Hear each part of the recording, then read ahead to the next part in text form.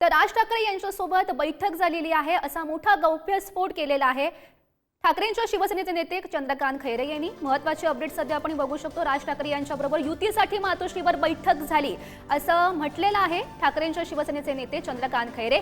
त्यांचा हा गौप्यस्फोट सध्या बघायला मिळतोय।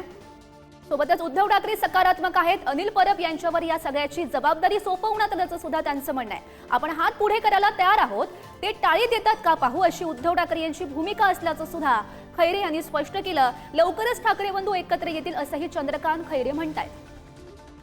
आमची एका म्हणजे बैठकीमध्ये शिवसेना नेत्यांची जी बैठक झाली त्या बैठकीमध्ये आम्ही स्वतः सांगितलं, मी तर मराठवाड्याची परिस्थिती सांगितली की साहेब सर्व मराठवाड्याचे कार्यकर्ते नागरिकसुद्धा म्हणतात की आपण दोघे भाऊ एकत्र आले पाहिजे।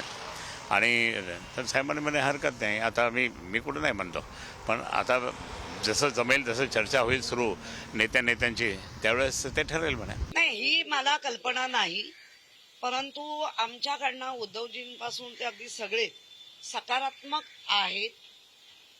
संजय राऊतांनी तर सांगितलं मागे वळून पाहायचंच नाहीये, कारण मागे वळून जेवढा बघाल तेवढा चिखल दिसेल आणि त्या चिखलात परत जायचं नाहीये। त्यामुळे आपण सकारात्मक राहूया, भविष्य बघूया।